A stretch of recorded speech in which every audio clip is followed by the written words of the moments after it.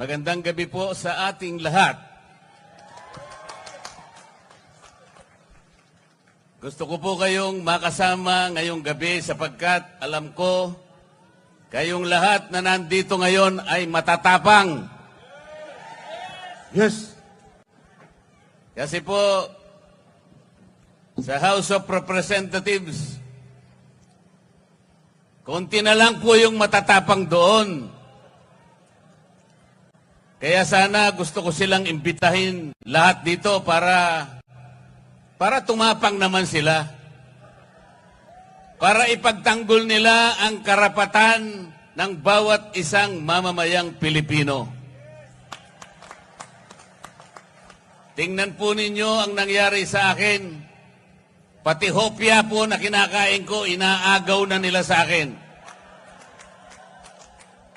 Napakawalang hiya nila. Puro salbahe. Wala naman akong ginawang masama. Sinasabi ko lamang sa kanila, mali po ang ginagawa ninyo. Ito po ang dapat nating gawin. Ito ang dapat nating ayusin sapagkat ito ang nasa ating rules and regulations. Ayaw naman po nilang makipagdebate. Hindi naman sila siguro mananalo sa debate. Ginugulo na lamang nila ako. Puro panggugulo. Kaya sabi ko, pupunta na lang ako sa Cebu.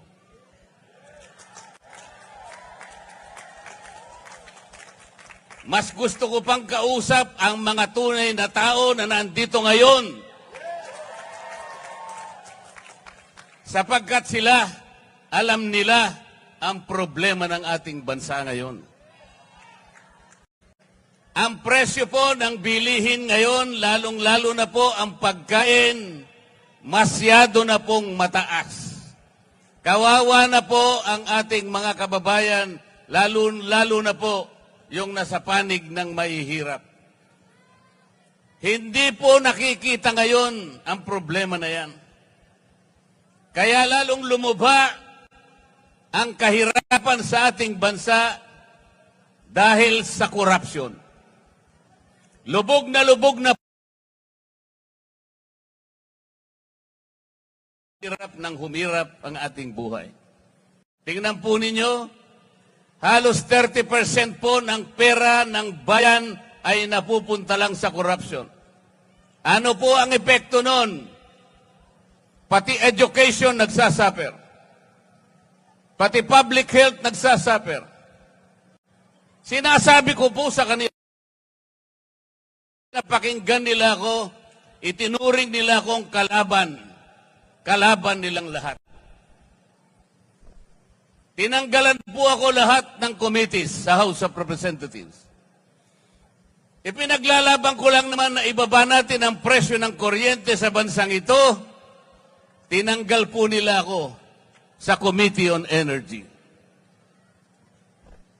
Inobjekan ko po yung bill na sinusulong nila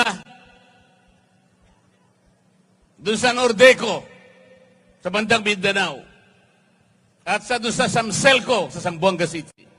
Ang sabi ko, pagka inapprove nyo ang bill na ito, lalong tataas ang presyo ng kuryente sa bahagi na yan ng Mindanao. Ayaw po nilang maniwala. Lahat po ng mga panukalang batas na i-file ko na 10 bills, hindi po nadinig yun. Ayaw nila. Wala silang pakialam sa inyong kapakanan. Ang gusto nila siguro, tumaas ang kuryente sa ating bansa. Alam po ba ninyo kung ano yung pinapangunahing layunin ng batas sa kuryente? Ang sabi ng batas, let us ensure the delivery of affordable rates of electricity to every Filipino. Affordable. Sa Bisaya, barato. Barato ba ang presyo ng kuryente sa Cebu?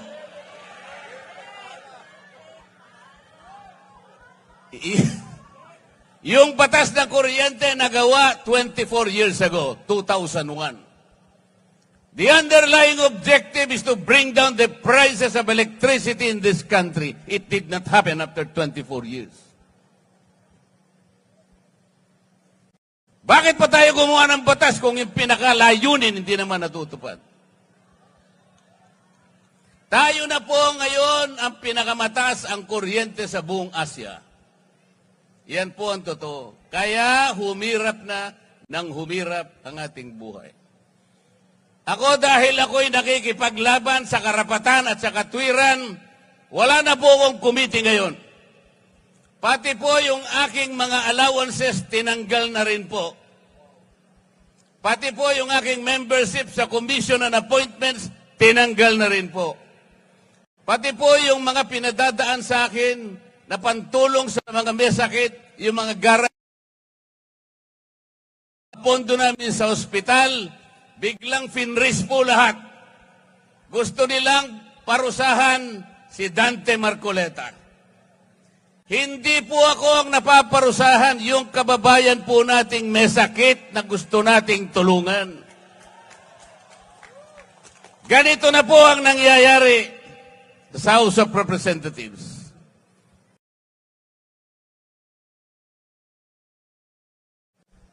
They impeached the Vice President. 215 representatives of the people signed the impeachment complaint.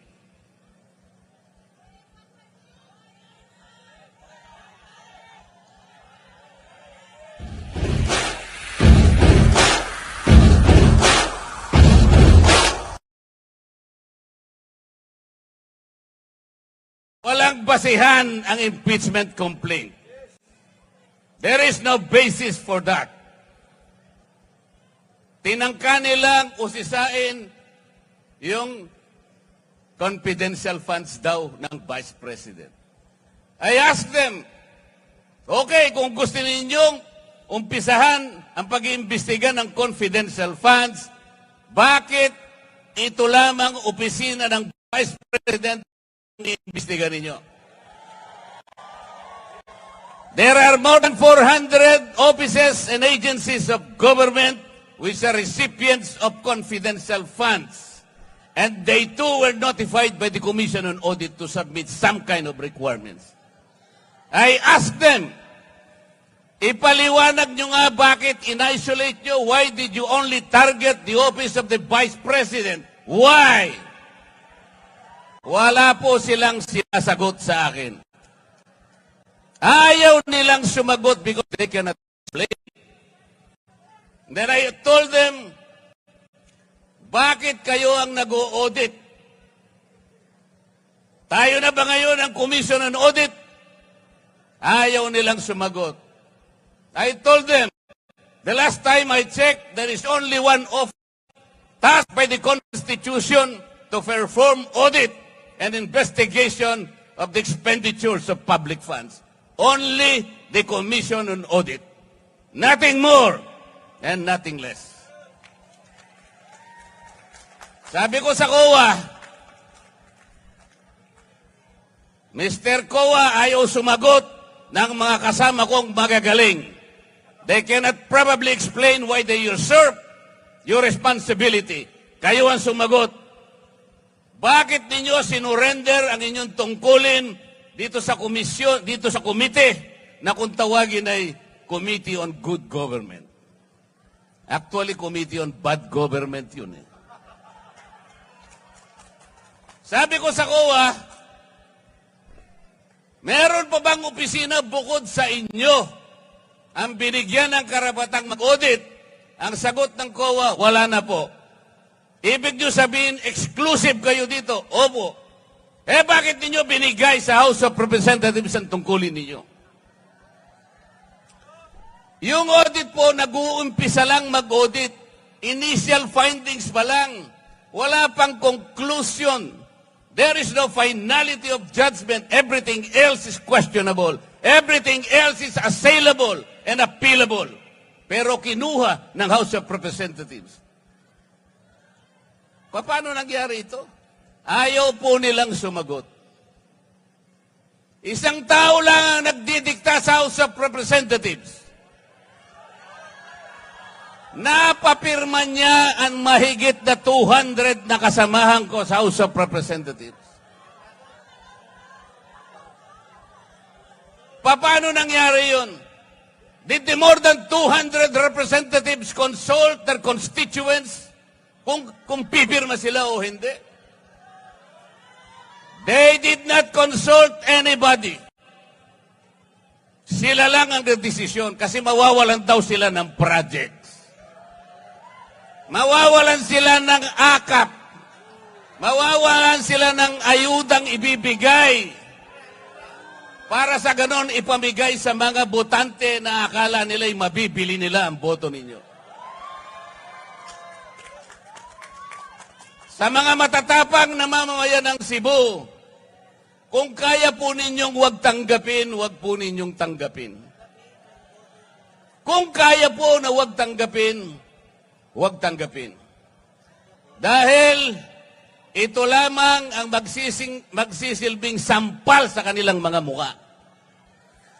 Gusto kong sampalin ninyo ang kanilang mga muka. Binibili nila kayo, iniinsulto nila kayo. This is not how to serve the people. Hindi ayuda ang gusto ng tao. Ang gusto ng tao, you provide the conditions to grow the economy, magkaroon sila ng trabaho, mabuhay sila ng marangal. Yun ang gusto ng tao. Yun ang gusto ng tao. About a month ago, a group of people converged in Luneta and elsewhere in the parts of this country, generating more than 4 million people in that peace rally. That was 1 month ago. Alam po ninyo yan. Ang pakiusap ng grupo na yon, magkaisa ang Pilipino, magkaroon ng kapayapaan para harapin natin ang malalaking hamon at problema ng ating bansa. Ipinakiusap sa rally na yon, huwag tayong mag-awak kakawatak-watak. Huwag na po nating ituloy ang impeachment sapagkat ito ang simula ng pagkakawatak-watak ng Pilipino. It was a peaceful rally. Nakiusap ang mahigit na 4 na milyong Pilipino. Ito lamang ang paraan para sumulong ang ating bansa. Hindi pinakinggan ang boses ng ganong kalaking bilang ng mga tao. The Speaker of the House of Representatives defied the voice of the people. Vox Populi, Vox Dei. The voice of the people is the voice of God. Salus Populi est Suprema Lex. The welfare of the people is the supreme law. Mga kababayan, ang laki po ng papasalamat ko sa gabing ito sa inyo. Nakatagpo ko ang mga matatapang.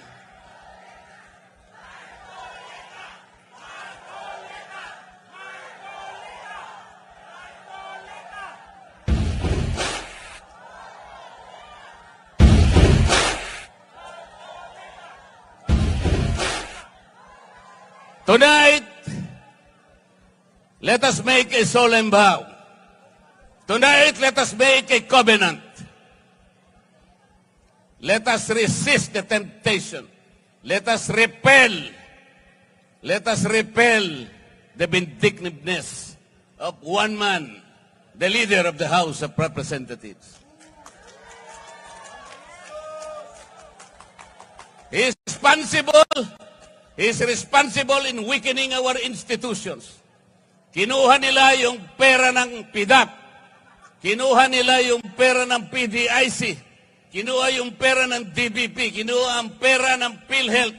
Kinuha lahat ang mga pera para ilagay sa project ng DPWH. Let us resist that. Let us say no. These people now gathered tonight have the capacity to do that. Let the terms of this covenant reach the shores of Tacloban City. To remind that man from Tacloban that he cannot lord over that he cannot change the destiny of our people.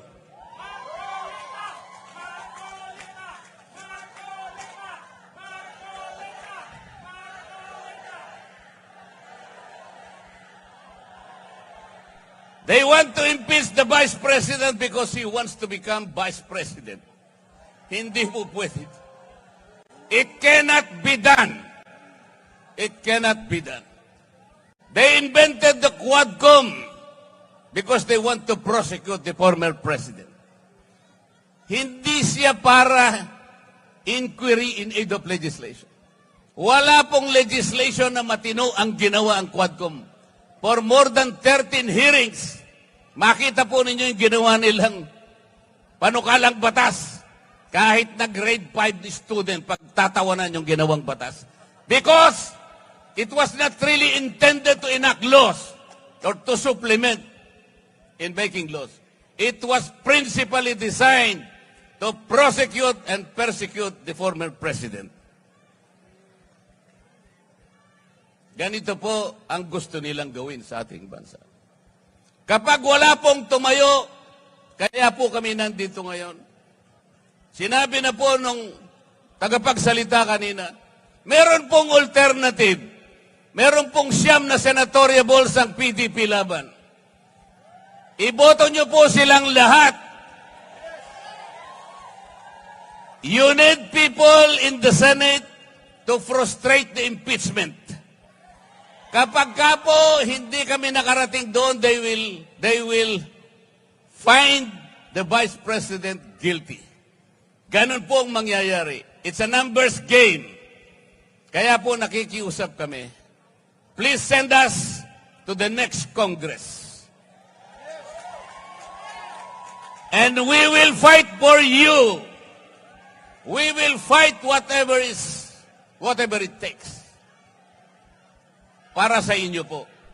Kung walang magsasalita ngayon, our country will go to the dogs. Yun po ang mangyayari. Pasensya na po kayo kung medyo masakit po ang sinasabi ko. Pero ang kakapal naman nila, di naman yata tinatablan yung mga mukha ng mga tao na yan.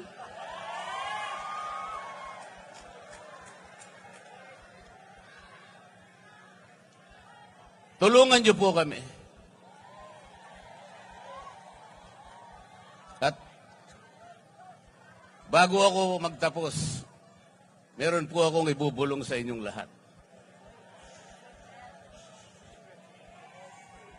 Gikan sa akong kasing-kasing, gihigugma ko kamong tanan.